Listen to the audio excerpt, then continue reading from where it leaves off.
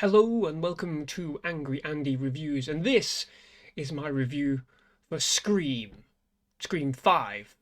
5 Scream. Scream. Angry Andy. Angry Andy Reviews. Angry Andy.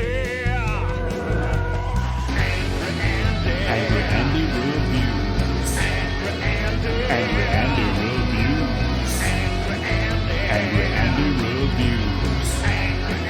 Angry Andy Reviews. Don't make me destroy you. So, Scream, or Scream 5, or whatever you want to call it, I think. I'm not quite sure, and I don't think anybody really is. This is a sequel, or a requel, as they call it.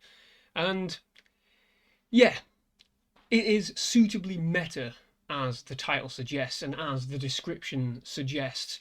And that is what works in favour of this film more than anything, is those meta trappings, those classic elements that do come back in full force. However, although I will 100% say that this is the best sequel since the original, I think, and I know that's a bit of a cop out there to say I think at the end, but I'm still kind of working through those feelings.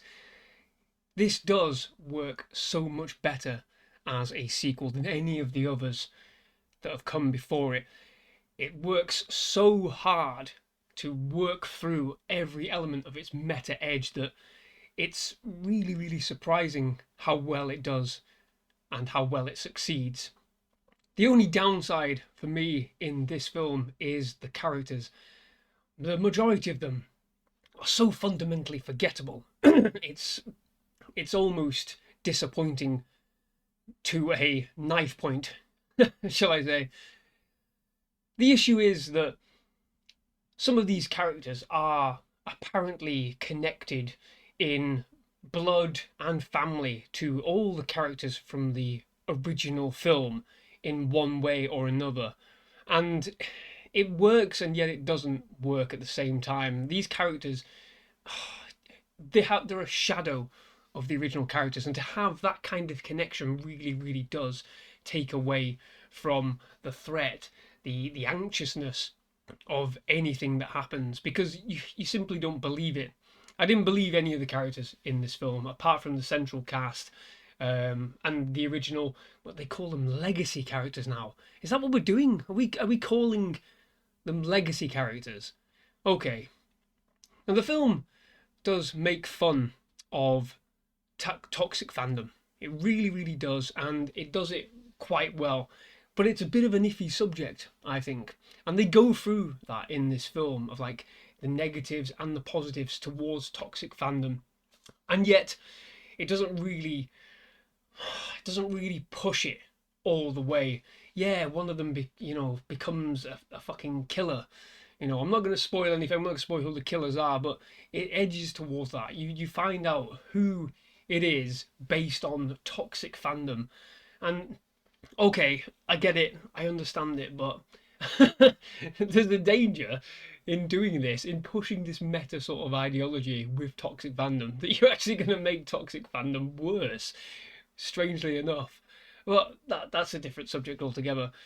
The brilliance of the original Scream is that it parodied itself. It parodied horror movies and the way people react in horror movies, and I don't quite think it works with that in mind here in this film with toxic fandom. It doesn't feel honest. It doesn't feel true. There are multiple layers towards fandom. It's not just as simple as toxic fandom or perfect fandom, and I think they try and describe that. They try and really get into that in this film, but they just do away with it by the end, apart from a few buzzwords or, oh, it's the fans, ooh, It's a bit naff, to be quite honest. But going down to the nitty gritty, this is exceptionally violent. It's really, really violent, as you would expect in Scream. Scream, especially the first one, did not hold back. The original opening sequence of Scream arguably featured the best death in the entire franchise. And yeah, we don't get to that quite that level of brutality or horror. In fact, this film isn't scary at all. It's not scary one bit. In fact, it's more funny. Not kind of scary movie level. That's ridiculous. But it's much more of a light-hearted, almost almost tongue-in-cheek approach, which is littered with absolute mayhem and gore. Strange, really. The other thing is that it's not even surprising.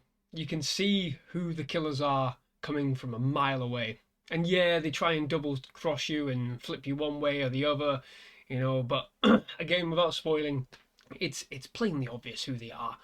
There's no getting around it. Absolutely no getting around who the killers are. And the twists and the shocks are not surprising either.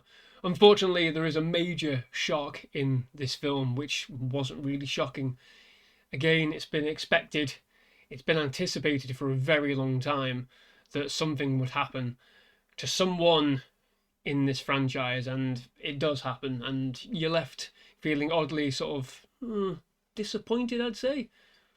Not completely disappointed, it was still like, oh bloody hell, they actually did it. But at the same time, you're like, I'm not surprised. Because again, it almost advertises itself to go down these certain routes, down these certain paths. And yeah, nothing surprising. It's also not very unique as well. By taking it back to sort of Woodsboro, by taking it back to these familiar places, we do sort of retread everything. And yet it doesn't feel organic. It doesn't feel truly new, kind of like Halloween, this reboot of Halloween, or this requel of Halloween as it is. It doesn't feel organic in that sense because, yeah, the killer is not, it's not a continuing character. It's not Michael Myers. It's not one person. It's always somebody new. It's always somebody different. And honestly, it's a struggle to sort of truly believe in the motives of these killers in Scream, I think, at this point.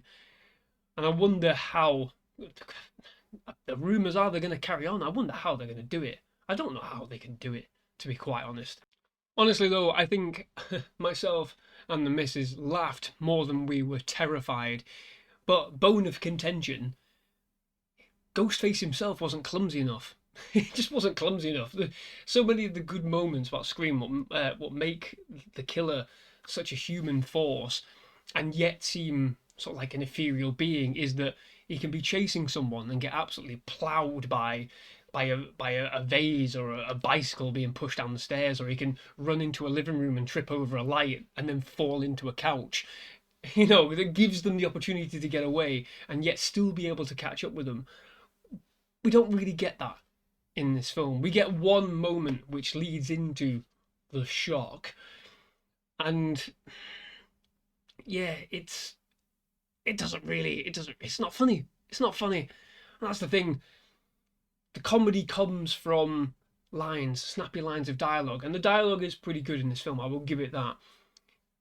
The comedy comes from those snappy lines, when it was as much the stupidity, the chaos of the villain, him not being able to get to people or being stopped by a door or anything like that. It takes that human element away, I think, in this film, and he does become more of an imposing, towering figure rather than, a quick ghost. The whole idea was that he could appear out of nowhere and catch you off guard completely. Here, he seems to move quite slow, almost imposing, like a humongous being, and yet, come the reveal, you go, oh, okay then, fine. Doesn't make any sense, but it's still a really good film. I think it's well worth watching. It doesn't really reach the heights of Wes Craven's masterpiece, and I don't think we ever will. However, there are some touching callbacks to him, there are some touching callbacks to the original, and there is a nice, lovely sort of "this is for you," Wes Craven at the end of the film. The problem is that it doesn't really stand on its own feet, I don't think. It doesn't really introduce anything all that new, all that fresh. Kind of like Halloween did. There's nothing really fresh to it. The violence is ultra, but it's without substance, really. However, I did I did enjoy this film purely as a popcorn rather than a horror movie. I enjoyed it as a popcorn movie, and I think that's the best way to see it, really. It's not scary.